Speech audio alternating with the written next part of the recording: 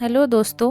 कहानी में अब तक हमने देखा कि प्रदीप प्रिया के घर उसका हाथ मांगने उसके माँ पापा से मिलने गया है और वहाँ उसको वंशिका का कॉल आया था। वंशिका ने उसको शादी के लिए पूछा था। अब देखते हैं कि प्रदीप उसको क्या जवाब देता है।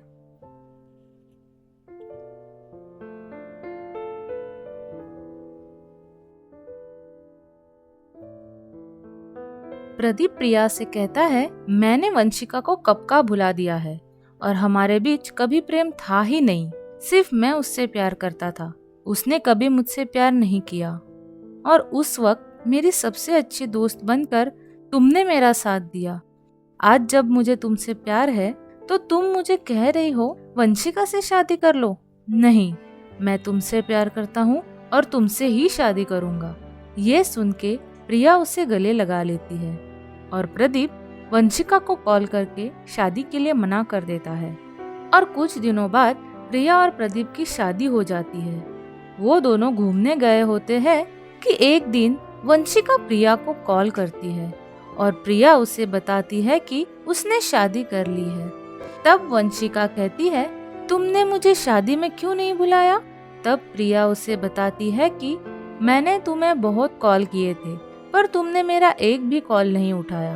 दरअसल प्रदीप के मना करने के कारण वंशिका परेशान थी, इसलिए वो अकेला रहना चाहती थी। जब वंशिका को पता चलता है कि प्रिया शादी करके घूमने गई है तो वो उससे ज्यादा देर बात ना करके कॉल कट कर देती है। ऐसे ही कुछ दिन गुजर जाते हैं और एक दिन वंशिका सोचती है कि जाके प्रिया को सरप्राइज दे। इसलिए वो प्रिया के मायके जाती है और उसके माँ पापा से प्रिया के घर का पता लेती है और उससे मिलने चली जाती है। प्रिया के घर पहुंचने के बाद वंशिका के पैरों तले जमीन खिसक जाती है, क्योंकि जैसे ही वो घर के अंदर जाती है तो उसे प्रिया और प्रदीप की शादी की फोटो फ्रेम दिखती है। वो देख के उसे बहुत बड़ा सदमा लगता है, क्योंकि उसको ये पता नहीं था कि प्रिया की शादी प्रदीप से हुई थी। प्रिया और प्रदीप दोनों भी घर पे नहीं थे, इसलिए वो उनको बिना मिले ही घर से चली जाती है। उस बात से वंशिका बहुत बड़े सदमे में जाती है और बहुत दिनों तक अपने कमरे में बंद रहती है। ना किसी से बात करती है और ना बाहर आती है। एक दिन अचानक वो तैयार होकर कमरे से बाहर आती है और किसी को बिना कुछ बताए वो घर से बाहर निकल जाती है। शाम होने के बाद भी जब वो वापस नहीं आती तो उसके मम्मी पापा पुलिस में शिकायत करने जाते हैं। पुलिस की तहकीकात शुरू थी और एक दिन वंशिका प्रिया के घर पहुंचती है और उसे देखकर प्रिया खुश हो जाती है।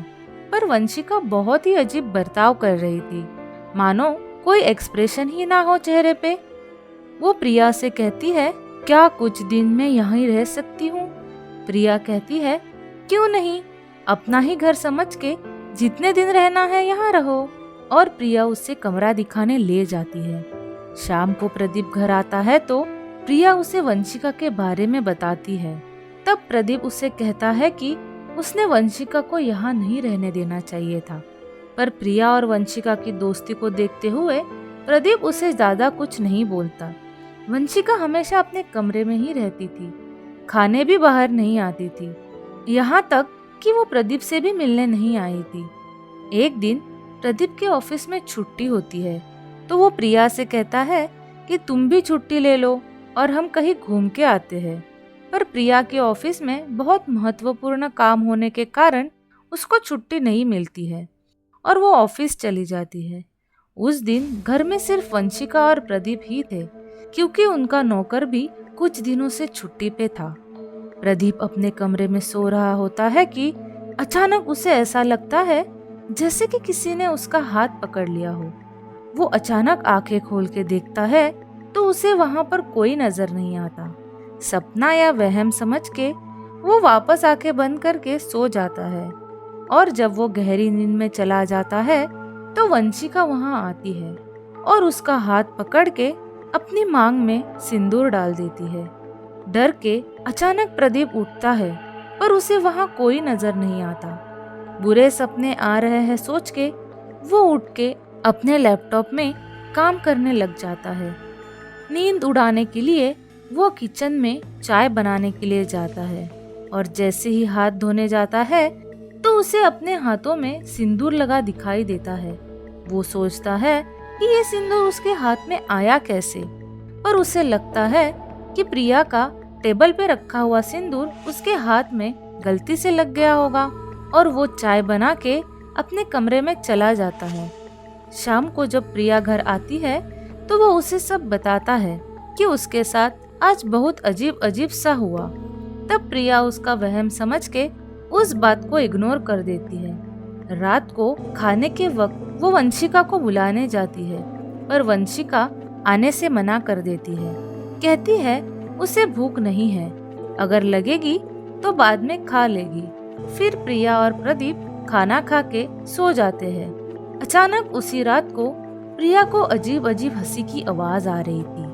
वो डर के उठ जाती है और प्रदीप को जगाती है, पर प्रदीप को कोई आवाज नहीं आती। इसलिए प्रिया को वापस सोने बोलता है और खुद भी सो जाता है। कुछ देर बाद फिर से वैसी ही आवाज प्रिया को सुनाई देती है, पर इस बार वो सोचती है कि ये उसका वहम है और वो सोई ही रहती है। जैसे ही वो करवट लेती है कि अचानक उसके सामने वंशिका आ जाती है और उसकी मांग सिंदूर से भरी होती है। प्रिया जब उसको पूछती है तब वो बोलती है, मैं तुम्हारे पति की बीवी हूँ, तुम्हारी सौतन, और मुझे मेरे पति को किसी के साथ बांटना नहीं है, इसलिए तुम्हें मरना होगा और मैं तुम्हें मारने यहाँ आई हूँ। प्रिया डर के मारे बैठ जाती है और उस परिस्थिति में उसके मुंह से कोई आवाज भी नहीं निकल रही थी। वो प्रदीप को जगाने के लिए चिल्लाने की बहुत कोशिश करती है, पर वो नहीं चीख पाती। अचानक वंशिका चाकू निकालती है और प्रिया को मारने आती है। तब प्रिया उठ के भाग जाती है और मंदिर घर में जाकर छुप के बैठ जाती है। जैसे ही वंशिका मंदिर घर में प्रवेश करने की कोशिश करती है तो झटके से पीछे हो जाती है। वो देख के प्रिया को अजीब लगता है और थोड़ा सोचने के बाद उसे पता चलता है कि वंशिका मर चुकी है। दरअसल उस दिन जब वो घर से निकली थी तब उसने अपनी जान दे दी थी और जीते जी प्रदीप को ना पाने के कारण वो मर के उसे पाने प्रिया के घर आई हुई होती है। प्रिया को ये बात पता चलते ही वो पूरे घर में गंगाजल छिड़कती है और उस वजह से वंशिका की आत्मा घर के बाहर चली जाती है। वो जाके तुरंत प्रदीप को जगा के सब बताती है, पर वो यहाँ क्यों आई है और उसको क्या करना है ये जानने के लिए प्रिया और प्रदीप सुबह होते ही एक ज्ञानी बाबा के पास जाते हैं और उनको सारी बातें बताते हैं। ज्ञानी बाबा उनके घर शाम को आने वाले थे। शाम को जब वो आते हैं तो वंशिका की आत्मा को बुलाते हैं और जबरदस्ती उसकी आत्मा को एक मंत्रित चक्र में कैद करते हैं और उसको पूछते हैं कि वो यहाँ क्यों आई है। तब वो उन्हें बताती है कि प्रदीप मेरा प्यार है, उसने मुझसे प्यार किया है और मैंने उससे, पर इस लड़की ने हमारी दोस्ती का फायदा उठा के प्रदीप को फंसा दिया और इससे शादी कर ली। अब मैं इसे मारने आई हूँ। जब तक ये नहीं मरेगी तब तक प्रदीप मुझे स्वीकार नहीं करेगा।